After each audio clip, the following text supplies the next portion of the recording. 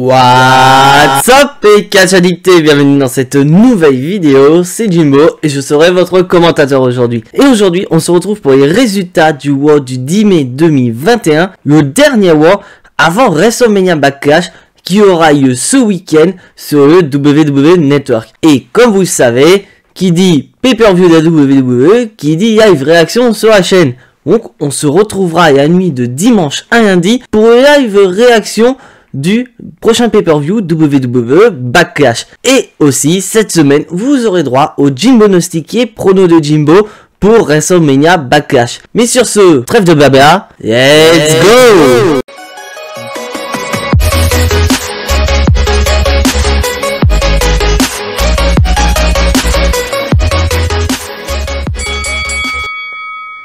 Alors, le WoW avant WrestleMania Backlash. T'es censé donner la hype WWE pour ton prochain pay-per-view.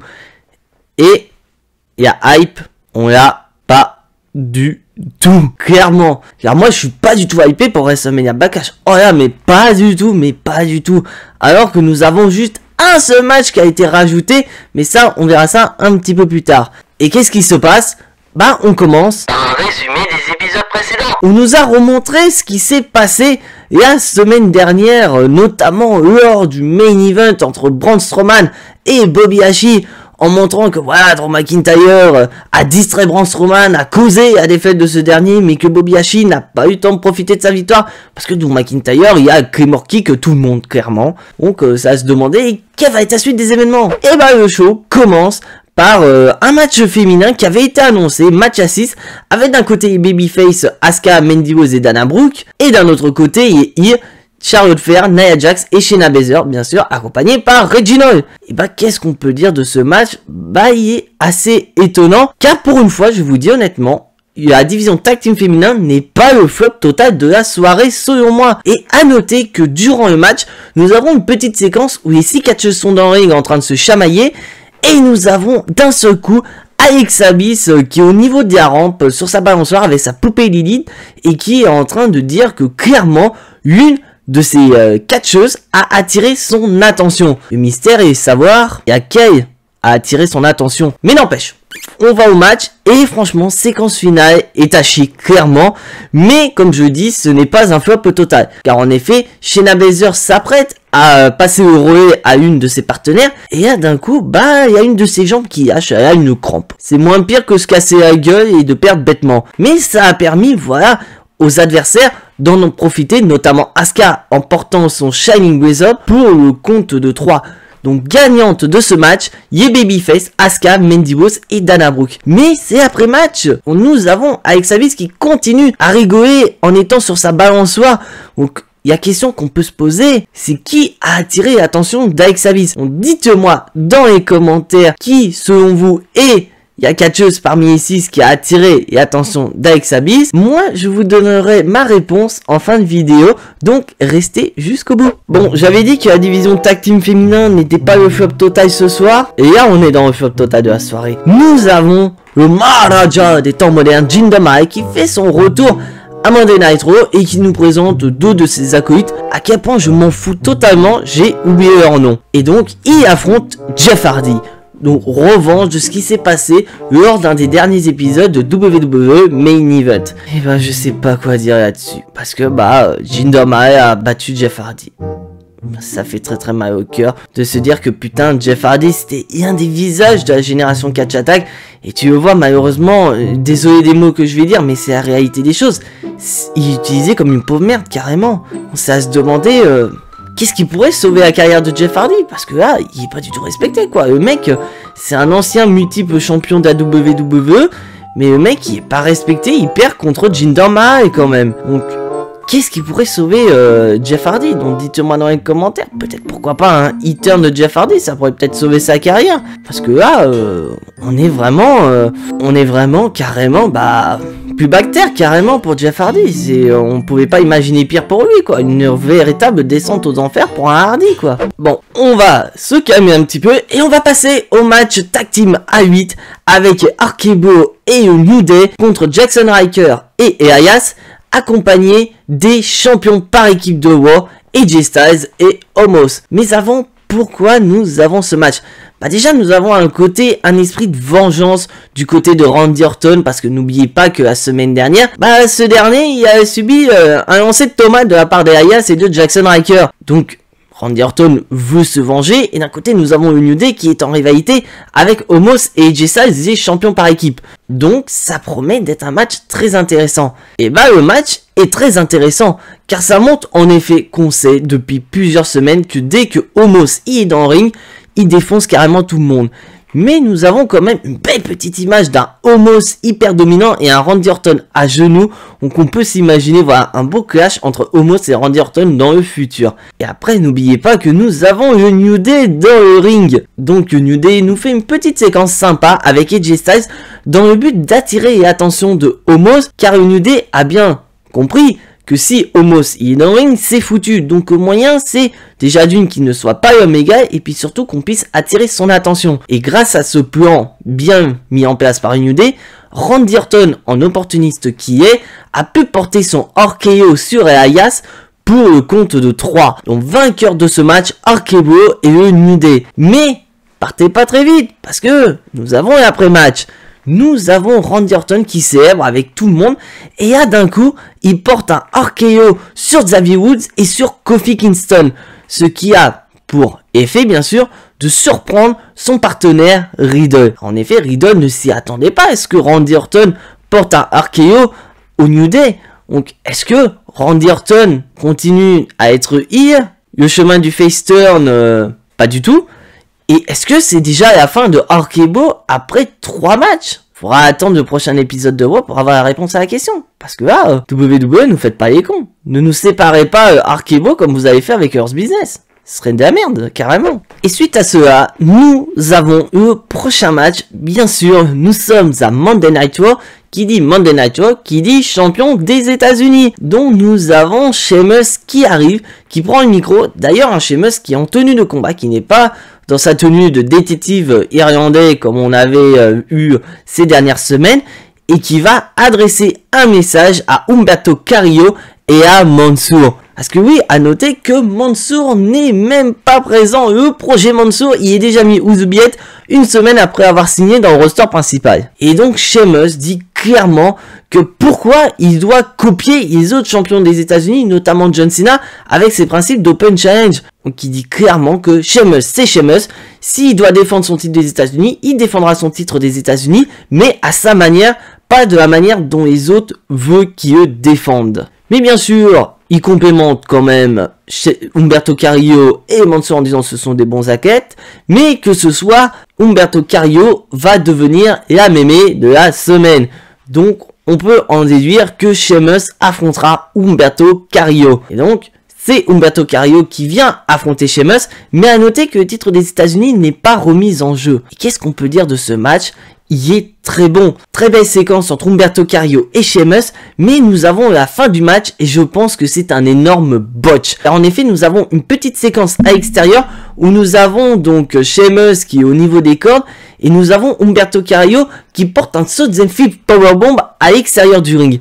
Mais on peut voir aussi au ralenti, parce qu'on nous a remontré le ralenti quand même, nous avons Humberto Carrillo qui a perdu un peu l'équilibre, et donc au moment du powerbomb, Sheamus s'est tout simplement écrasé sur Humberto Carrillo. Et suite donc à ce botch, je pense, l'arbitre a donc décidé d'arrêter le match. Donc, est-ce que c'était un véritable botch, ou tout simplement ce botch était scénarisé, c'était prévu par la WWE?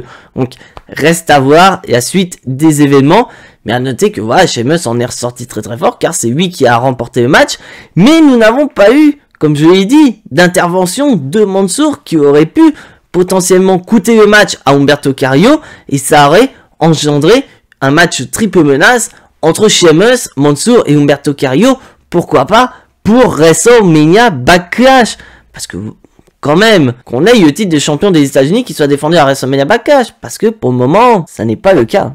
Bon, maintenant, on passe à la vidéo promotionnelle, parce que comme vous avez pu le voir la semaine dernière, une certaine Eva Marie a fait son retour du côté de Chou Rouge, donc nous avons eu droit pour la deuxième semaine d'affilée une vidéo promotionnelle de cette dernière. Mais à quel point je m'en fous totalement, j'irai vraiment dans les grandes lignes en disant que voilà, elle a repris sa vie en main, bref, c'est le moment de redonner un sens à sa vie, bref, le truc que tout le monde s'en fout parce qu'on connaît tous, et la réputation d'Eva Marie dans un ring, donc j'espère sincèrement qu'elle va nous faire mentir, qu'elle va être...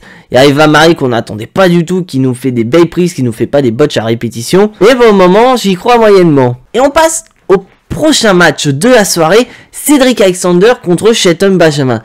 Pourquoi nous avons ce match? Wow nous a remontré ce qui s'est passé la semaine dernière lors d'un match tag team avec Shelton Benjamin et Cédric Alexander contre la Chaos Party.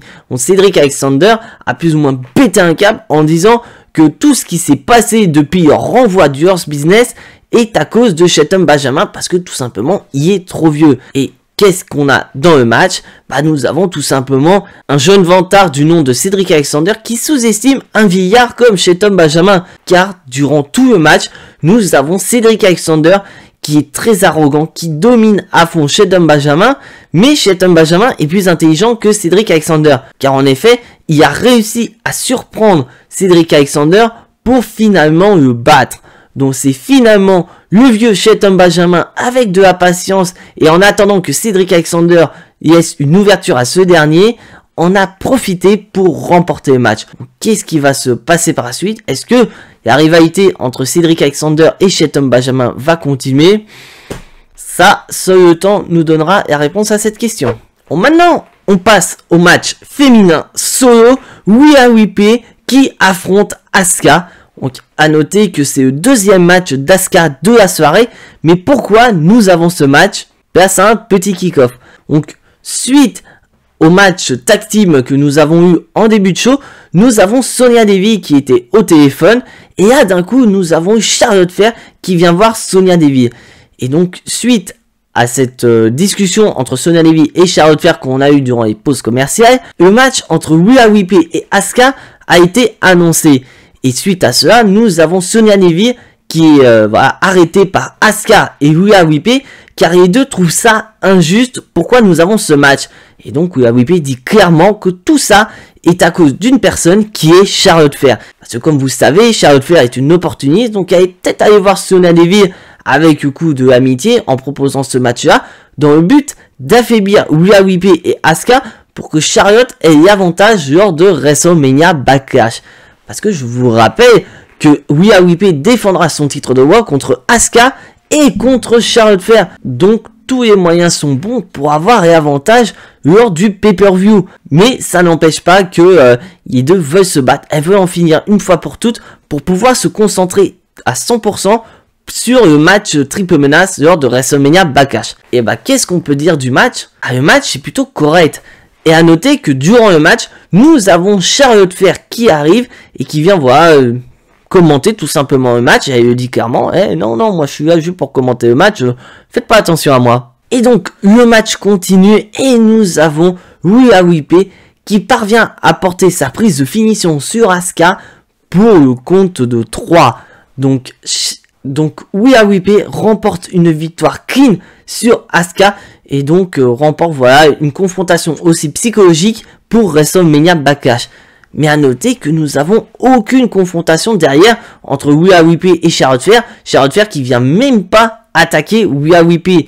Donc qu'est-ce qui va se passer? Et puis surtout, comme je l'ai dit précédemment, est-ce que Alexa Bliss et sa poupée Yi vont pourquoi pas intervenir lors de ce match? On verra ça en fin de vidéo. Et donc maintenant on passe à un match revanche de la semaine dernière entre Damien Priest et John Morrison. Mais avant, nous avons eu un peu plus tôt dans la soirée Adam Pearce et Damien Priest qui étaient en train de discuter, notamment Damien Priest qui a suggéré une idée à Adam Pearce.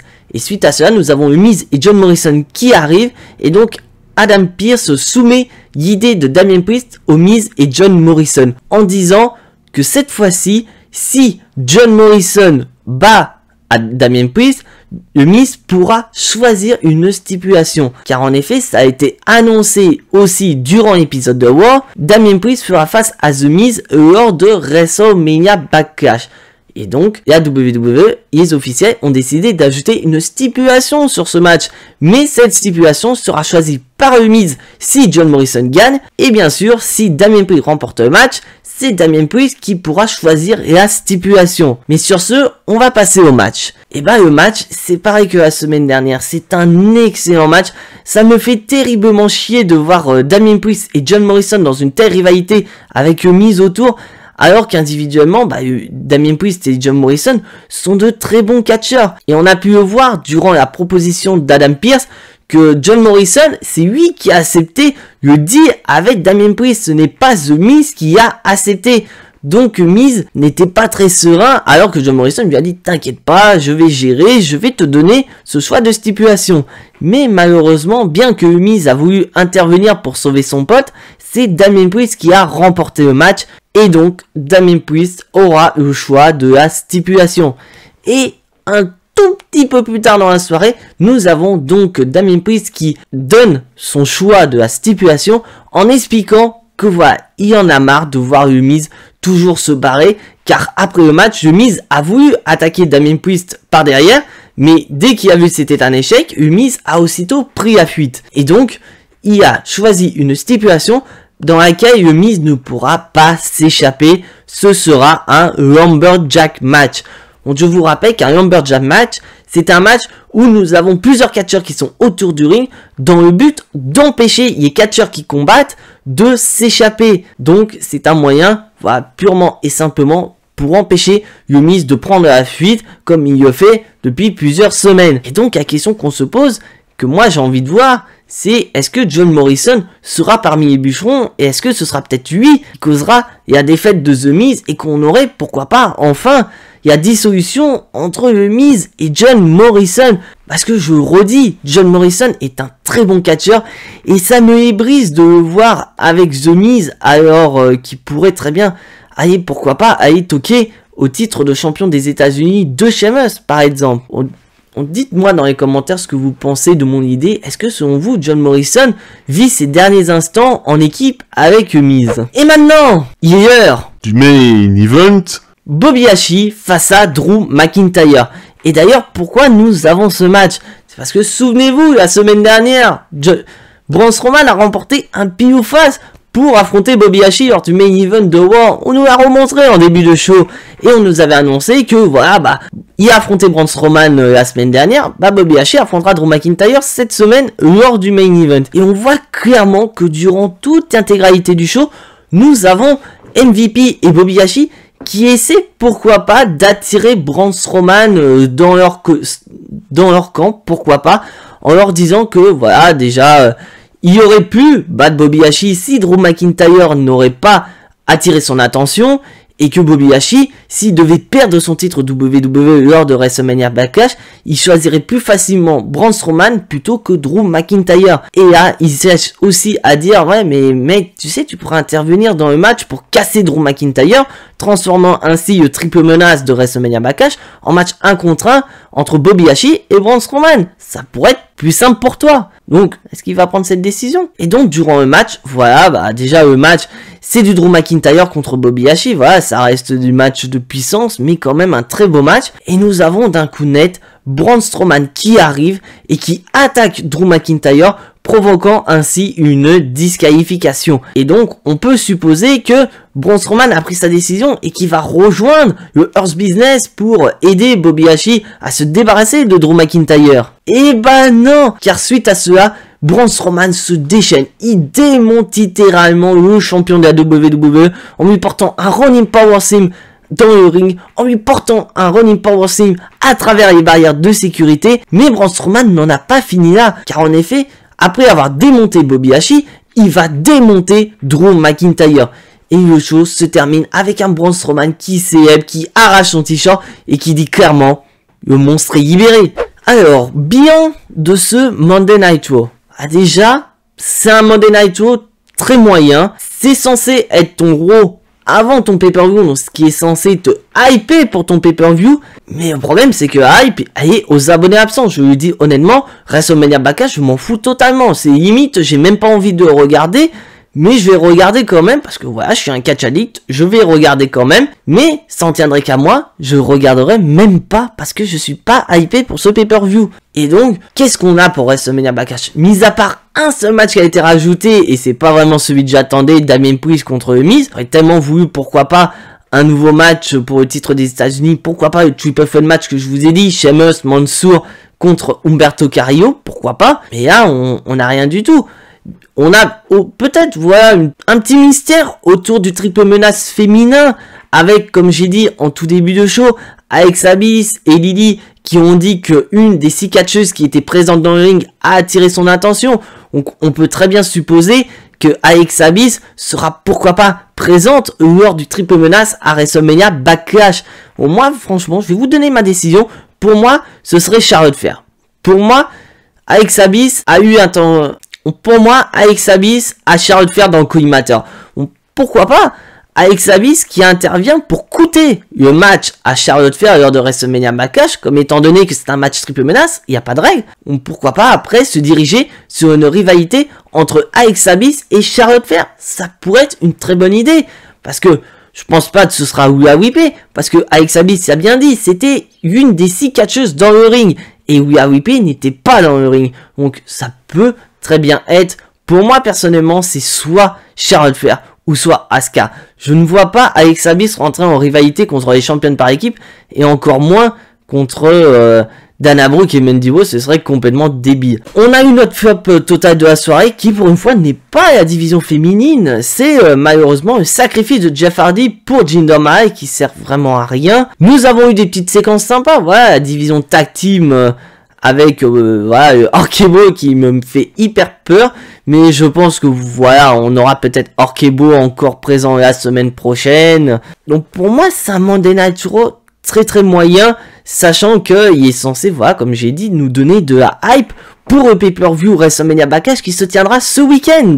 Mais cette hype, je ne l'ai pas du tout. Donc voilà, c'est tout pour ces résultats de Monday Night Raw.